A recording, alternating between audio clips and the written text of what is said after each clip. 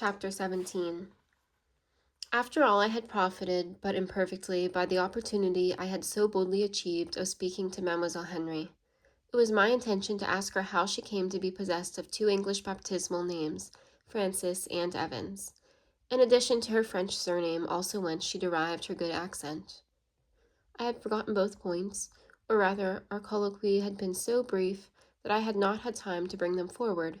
Moreover, I had not half tested her powers of speaking English. All I had drawn from her in that language were the words yes and thank you, sir. No matter, I reflected. What has been left incomplete now shall be finished another day. Nor did I fail to keep the promise thus made to myself. It was difficult to get even a few words of particular conversation with one pupil among so many, but, according to old proverb, where there is a will, there is a way. And again I managed to find an opportunity for exchanging a few words with Mademoiselle Henry, regardless that envy stared and detraction whispered whenever I approached her. Your book, an instant. Such was the mode in which I often began these brief dialogues. The time was always just at the conclusion of the lesson, and motioning to her to rise, I installed myself in her place, allowing her to stand deferentially at my side, for I esteemed it wise and right in her case to enforce strictly all forms ordinarily in use between master and pupil, the rather because I perceived that in proportion as my manner grew austere, the magisterial, hers became easy and self-possessed, an odd contradiction, doubtless, to the ordinary effect in such cases, but so it was. A pencil, said I, holding out my hand without looking at her. I am now about to sketch a brief report for the first of these conferences. She gave me one, and while I underlined some errors in a grammatical exercise she had written, I observed, "You are not a native of Belgium?" "No." "Nor of France?" "No." "Where then is your birthplace?" "I was born at Geneva." "You don't call Francis and Evans Swiss names, I presume?" "No, sir, they are English names." "Just so. And is it the custom of the Genevese to give their children English appellatives?" "None, monsieur. Speak English, if you please." "My English, but," slowly and with embarrassment, "my parents were not all the two Genevese." "Say both instead of all the two, mademoiselle." "Not both Swiss. My mother was English." "Ah, and of English extraction?" "Yes, her ancestors were all English." "And your father?" "He was Swiss." "What besides? What was his profession?" "Ecclesiastic. Pastor. He had a church." "Since your mother is an Englishwoman, why do you not speak English with more facility?" "My mom died 10 years ago." "And you do homage to her memory by forgetting her language. Have the goodness to put French out of your mind so long as I converse with you. Keep to English." "It is so difficult, monsieur, when one is no longer used to it." "You had the habitude formerly, I suppose? Now answer me in your mother tongue." "Yes, sir, I spoke the English more than the French when I was a child." "Why do you not speak it now?" "Because I have no English friends." "You live with your father, I suppose?" "My father is dead." "You have brothers and sisters?" "No one." "Do you live alone?" "No. I have an aunt, my tante Juliane." "Your father's sister?" "Just a minute, monsieur." "Is that English?" "No, but I forget." "For which, mademoiselle, if you were a child, I should certainly devise some slight punishment. At your age, you must be 2 or 3 and 20, I should think." "Not yet, monsieur. In a month I will be 19. "Well, 19 is a mature age, and, having attained it, you ought to be so solicitous for your own improvement that it should not be needful for a master to remind you twice of the expediency of your speaking English whenever practicable."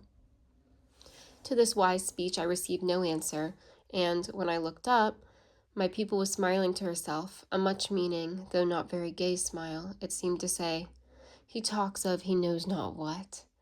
It said this so plainly that I determined to request information on the point concerning which my ignorance seemed to be thus tacitly affirmed.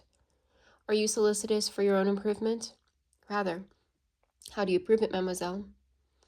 An odd question and bluntly put. It excited a second smile. Why, monsieur, I am not inattentive, am I?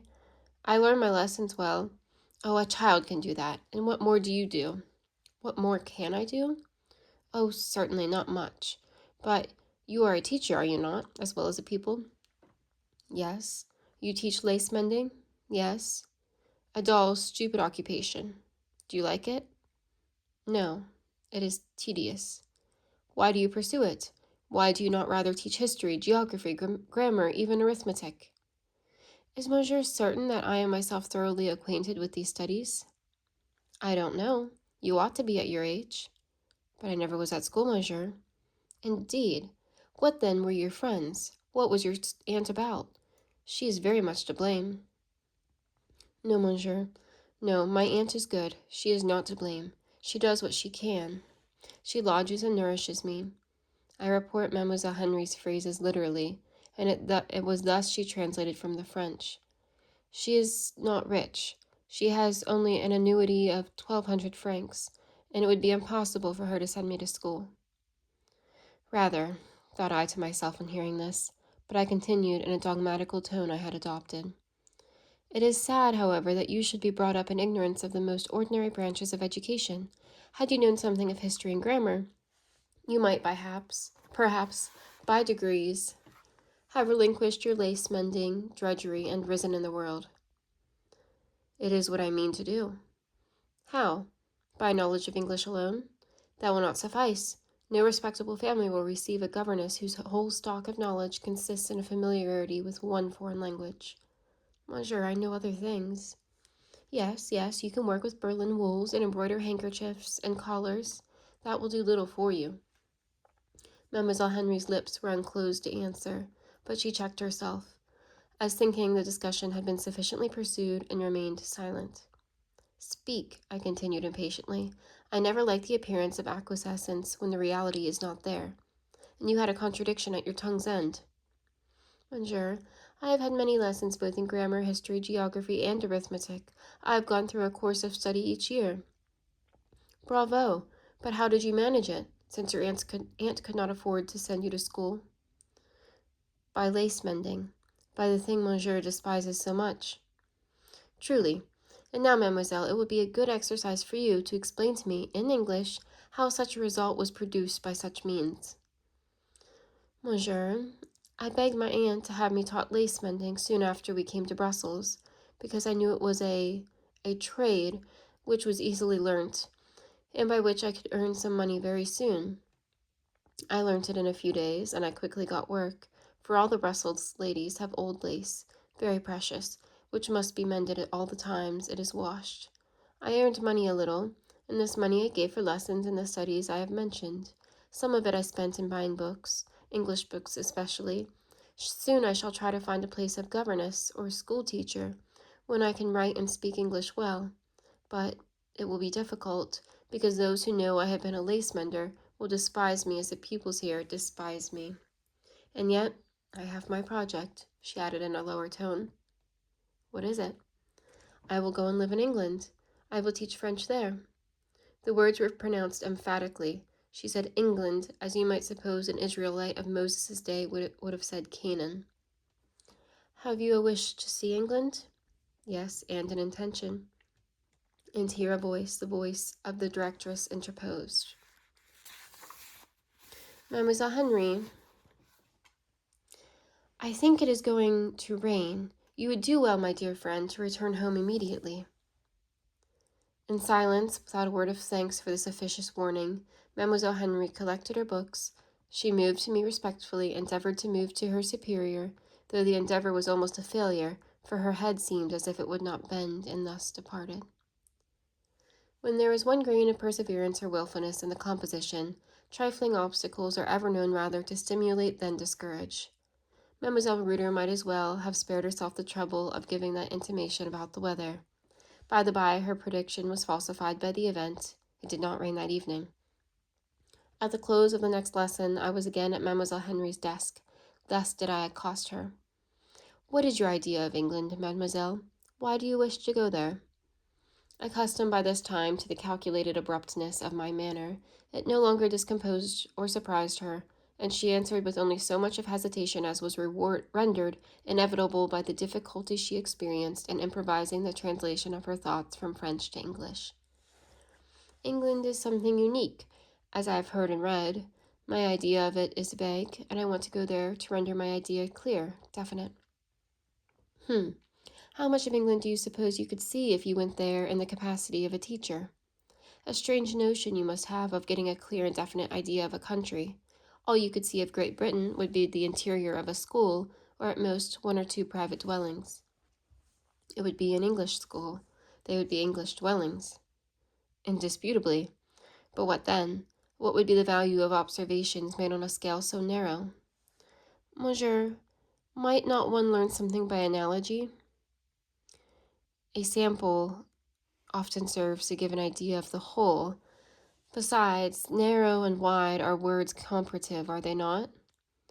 All my life would perhaps seem narrow in your eyes, all the life of a little animal, subterranean, mole, yes, a mole, which lives underground would seem narrow even to me. Well, mademoiselle, what then? Proceed. But, monsieur, I don't comprehend. Not in the least. Have the goodness to explain. Well, monsieur, it is just so. In Switzerland, I have done but little, learnt but little, and seen but little. My life there was a circle. I walked the same round every day. I could not get out of it. Had I rested, remained there even till my death, I should never have enlarged it because I am poor and not skillful. I have not great acquirements. When I was quite tired of this round, I begged my aunt to go to Brussels. My existence is no larger here because I am no richer or higher. I walk in as narrow a limit, but the scene has changed. It would change again if I went to England. I knew something of the bourgeois of Geneva. Now I know something of the bourgeois of Brussels. If I went to London, I would know something of the bourgeois in London. Can you make any sense out of what I say, monsieur, or is it all obscure? I see. Now let us advert to another subject. You propose to devote your life to teaching, and you are a most unsuccessful teacher. You cannot keep your pupils in order. A flush of painful confusion was the result of this harsh remark. She bent her head to her desk, but soon raising it, replied, Monsieur, I am not a skillful teacher, it is true, but practice improves.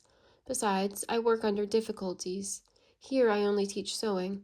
I can show no power in sewing, no superiority. It is a subordinate art, and I have no associates in this house. I am isolated. I am too a heretic, which deprives me of influence. And in England you would be a foreigner. That too would deprive you of influence, and would effectually separate you from all round you. In England you would have as few connections, as little importance as you have here. But I should be learning something.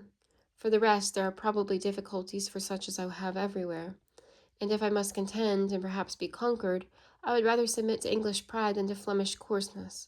Besides, monsieur, she stopped, not evidently from any difficulty in finding words to express herself, but because discretion seemed to say, You have said enough.